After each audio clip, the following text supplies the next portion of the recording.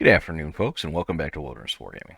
Today we're going to talk for a few minutes about the concept of canon, why it's in narrative forms of entertainment, such as books or movies or TV shows, and why it's really not always the great thing for game types of entertainment. So stick around, and we're going to get into this. Okay, first of all, canon, what is it really? Okay, well, canon is basically a kind of social contract, not a legal contract. You can't sue a company for not sticking to their canon, but kind of a social contract between the writer or the IP owner and the viewer, where some anchor of central content within an IP is considered the governing content. Now, this is usually in movie series, it'll be the main movies, the main sequence movies, possibly other movies. In books, it'll usually be the main series of novels. In TV shows, the central TV shows. If an IP like, say, Star Trek has many of those things, it might be several of them. And what does it do? Well, what it does is that as an IP grows in stature and prevalence, you're going to have other writers writing spin-off projects, often under official sanction and making money off of it because they're employed by the owner. But as the IP grows, there's also more and more to know and consider and have involved in your thinking about it as you try to develop your spin-off. And sometimes you forget things. You forget details, or you don't understand them the same way as everybody else. And sometimes these side products are written and they include information that contradicts the central products. And you have to have a way to ensure that your central products remain central. What Canon does is it establishes that if these side products are not correct or not in accordance with what the main products say, that, well, the main products continue to govern. We don't just throw the side products out, but they don't have governing authority. And this creates consistency for the audience. The audience knows that if it reads a side book or something like that, and something doesn't seem right, doesn't make sense, that they are not having the rug yanked out from under them in terms of the universe that they love. They can expect that those main products are not being invalidated by some minor side product. And that helps them to engage in suspension of disbelief. It's much easier to suspend disbelief when a universe is internally consistent and follows its own rules. And we know that if a mistake is made, if something is not consistent, then we can say, okay, that writer just made a mistake. The universe isn't changing on us. Okay, now what isn't it? Well, first of all, canon is not, and I'm going to put this right up front, a way for you to beat up on franchises other than your own when using your canon. Okay, so just because a character in your particular universe said a particular thing does not mean that that thing is true. This is a common error with canon. It does not establish that everything that's said in the universe is absolutely true in regard to that universe. It only establishes that what we observe in terms of that universe is exactly true. So, in the particular incident I'm referencing, just because a character on the Enterprise D said the ship was immune to lasers when referring to smaller, weaker vessels and their laser weapons, does not mean that it is immune to every laser everywhere all the time. It's only canon that he said that. It's not canon that he was right. And it's certainly not canon that he was right everywhere at all the time. So when you have a crossover with another universe that for some reason you really get upset at the idea that they might be able to beat up your universe, no, sorry. You don't get to use the fact that one guy said something as a way to defeat the entire other universe. Events on the screen that are observed are far more powerful. Second, it does not immunize you from your own plot holes. So when you come up with a particular scene that maybe is set in, oh, I don't know, the Smithsonian Air and Space Museum in Washington, D.C., and when you go inside it and discover the giant Decepticon, and it walks out the back and finds itself at Davis-Monthan Air Force Base in the aircraft graveyard that is there, it turns out that the fact that that is in Arizona is a problem because Washington, D.C. is not in Arizona. And no, you don't get to say, but it's canon. If your canon includes the real world, you are expected to adhere to the real world unless you are explaining or showing some capability in the real world that doesn't already exist. So if you're introducing Transformers, that's fine because you introduce them and show them. If your Transformers walking the front of one building and come out the back in some random spot for no apparent reason, that's not okay. You would need to show some reason why they went from one to the other. If you don't, it's just a plot hole. It also does not prevent somebody else from buying your favorite IP. And then introducing pink-haired vice admirals who don't even seem to know that they're in the military, don't dress like they're in the military, don't act like they're in the military, and ignore basically every conceivable tenet of leadership in their unbelievable arrogance and self-righteousness, and then introduce new effects that have never been seen before in that universe and don't make any sense. There's no legal obligation for the new buyer to not do this sort of thing. Sometimes that sort of thing is just going to happen.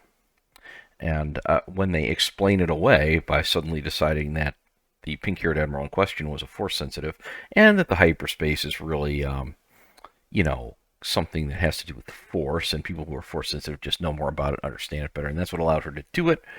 It doesn't stop that from being an obvious ripoff of another universe we could think of, where the magic people have special capabilities to navigate us through the faster-than-light travel method. Can't imagine where Disney might have borrowed that idea from, can I? Now, why games shouldn't have it? Well, because games have different editions.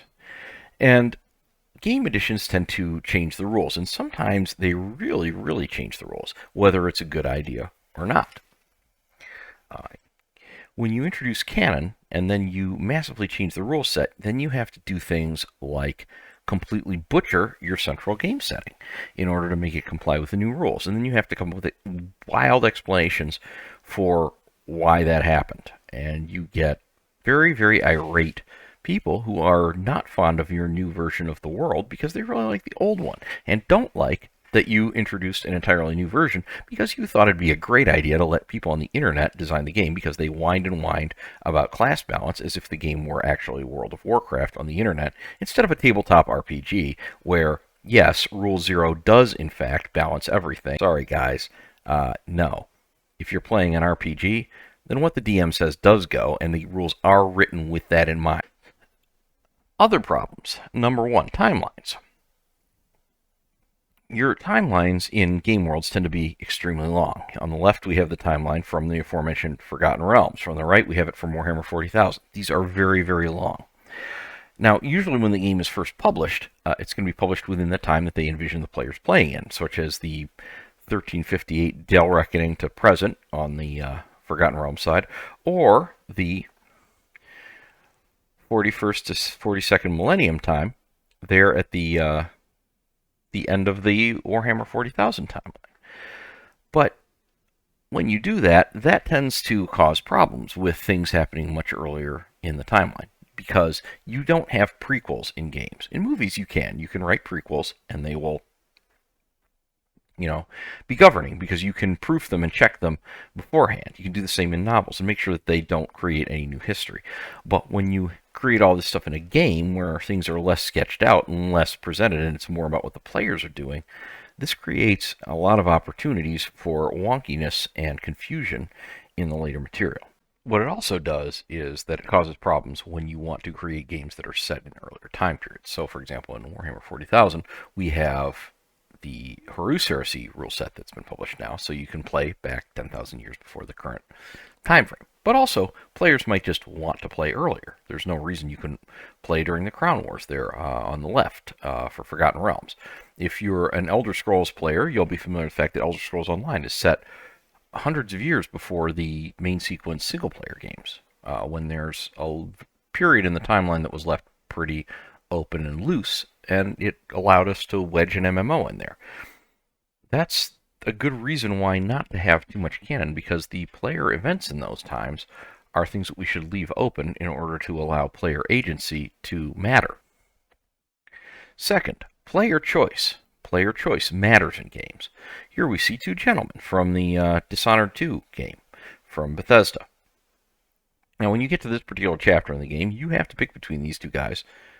Or, well, technically you don't. You can pick neither, so you have three choices. But whichever one you pick, you're supposed to deliver him to the other one. And that is going to greatly affect how the rest of that stage of the game goes. That gives the player agency. It allows them to affect how the game plays out. But then, when you decide it's a good idea to write a novel later about those events, and you establish that one or the other was picked, well, now you invalidate the player's choice, because one of the choices becomes correct in terms of lore, and the other one is the not correct choice. And that is not good for the player's agency. And third, the game itself.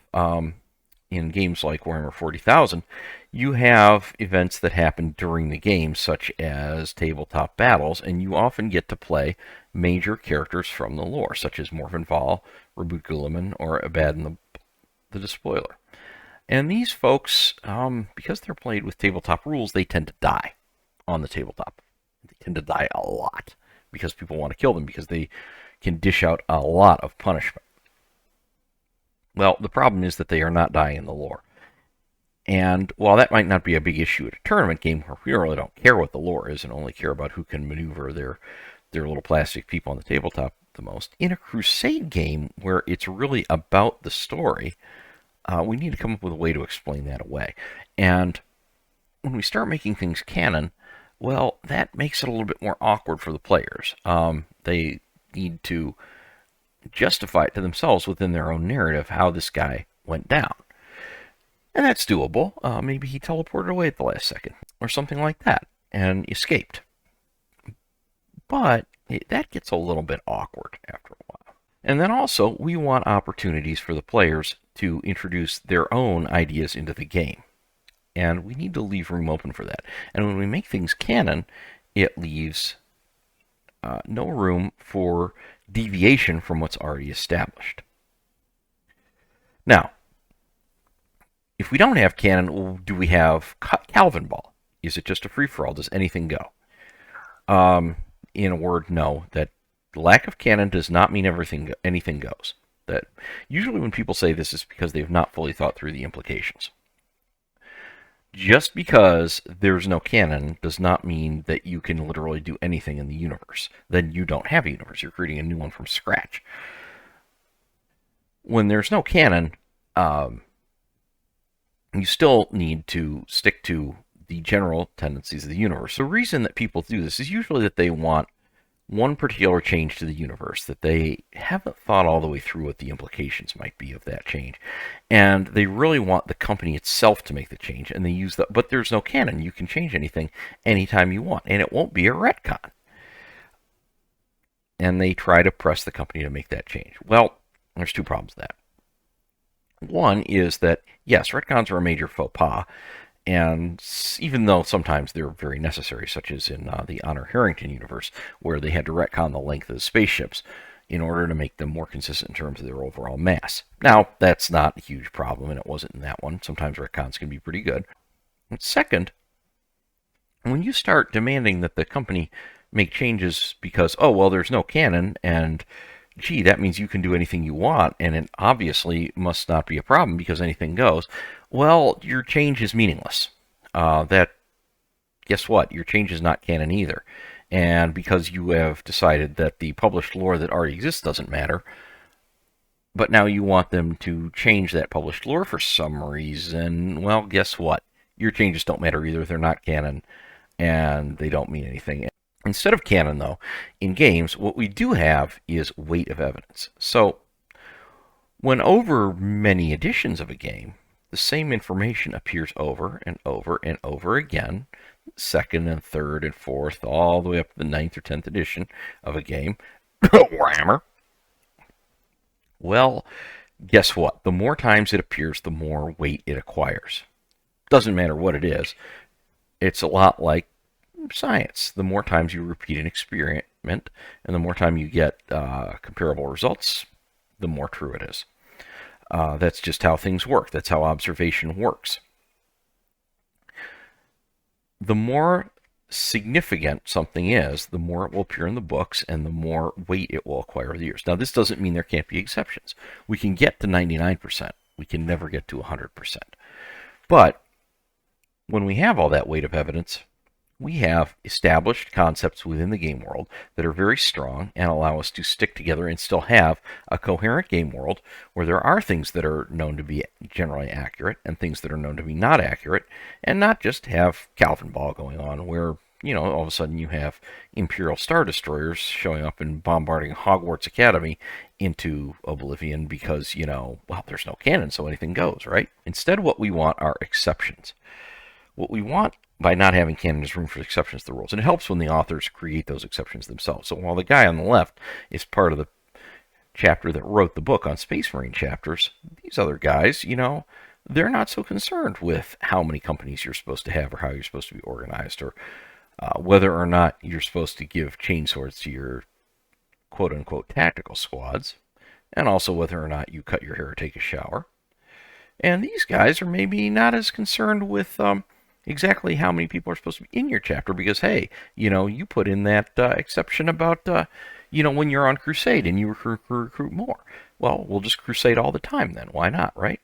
And it allows exceptions where maybe you stick to the book pretty closely, but just have fewer companies because you don't see the need to have all 10.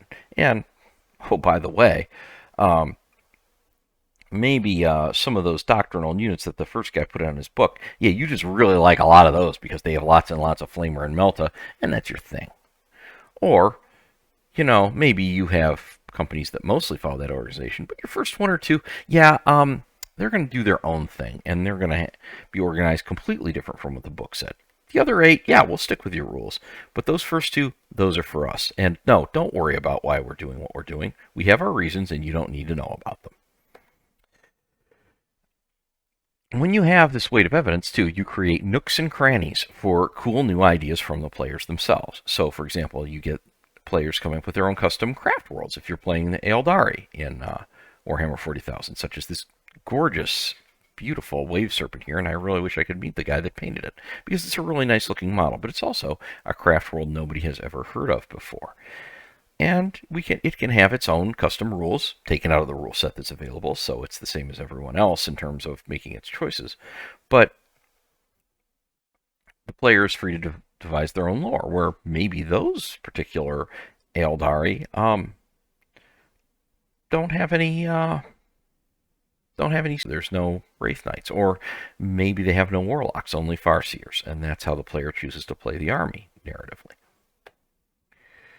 We also can go back to our lore choices and invent exceptions to do what we want.